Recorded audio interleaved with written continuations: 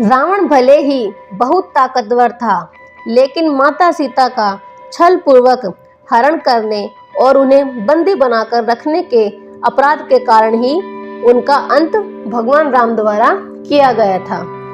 लेकिन भगवान राम भी ये मानते थे कि रावण के जैसा महाज्ञानी और विद्वान संसार में और कोई नहीं है। इसलिए तो उन्होंने लक्ष्मण को रावण से ज्ञान प्राप्त करने का आदेश दिया। लंकापति रावण राक्षस कुल के राजा थे, लेकिन इस बात से इनकार नहीं किया जा सकता कि रावण की तरह दूसरा और कोई व्यक्ति नहीं था। लंकापति रावण बलशाली, महापराक्रमी योद्धा, परम शिव भक्त, वेदों के ज्ञाता और महापंडित थे। इन गुणों के बावजूद भी रावण को माता सीता के हरण की सजा मिली और भगवान राम के हाथों उनका अंत हुआ। रावण जब मृत्युशैया पर था, तब भगवान राम ने लक्ष्मण को आदेश दिए कि वो रावण के अंतिम समय में उनसे जीवन के अहम ज्ञान को प्राप्त करे, जो रावण के अलावा और कोई नहीं दे सकता था।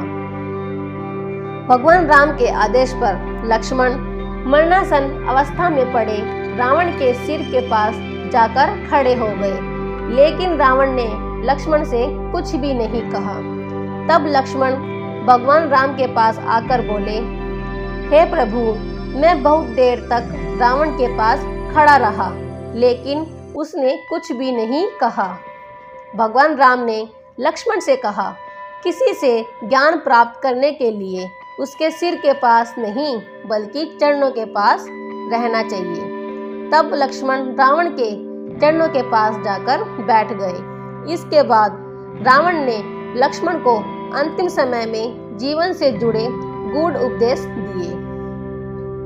रावण द्वारा बताई गई इन बातों का महत्व आज भी है और हर किसी को इसे जरूर जानना चाहिए। तो आइए जानते हैं रावण की जीवन से जुड़ी 3 बातों के बारे में। तो पहली बात है, रावण लक्ष्मण से कहते हैं कि किसी भी शुभ और अच्छे कार्य को करने के लिए कभी भी देर नहीं करनी चाहिए, लेकिन बुरे या अशुभ काम के प्रति जितना हो सके मोहवश में करे या उसे टालने का प्रयास करे, नहीं तो जीवन में पछताना पड़ सकता है।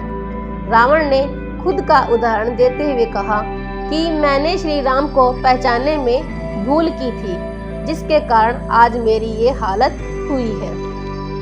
दूसरी बात, व्यक्ति को कभी भी अपनी शक्ति और पराक्रम का घमंड नहीं करना चाहिए। इतना अहंकार कभी नहीं होना चाहिए कि उसे अपना शत्रु और रोग तुच्छ लगने लगे, क्योंकि छोटे से छोटा रोग भी प्राण घातक हो सकता है और कमजोर शत्रु भी खतरनाक हो सकता है। मेरे लिए राम और उसकी वानर सेना को तुच्छ मानना ही सबसे बड़ी भूल थी, जो कि मेरी मृत्यु का कारण बनी और आज मैं तुम्हारे सामने मरणासन अवस्था में पड़ा हूँ। रावण की तीसरी बात, रावण ने लक्ष्मण को ज्ञान देते हुए कहा कि अपने जीवन के गुप्त रहस्यों को कभी भी किसी के सामने नहीं बताना चाहिए, फिर चाहे कोई कितना भी सगा क्यों ना हो।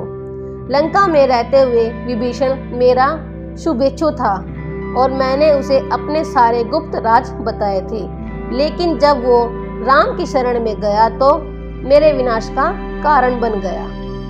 तो ये थी रावण की जीवन से जुड़ी 3 बातें।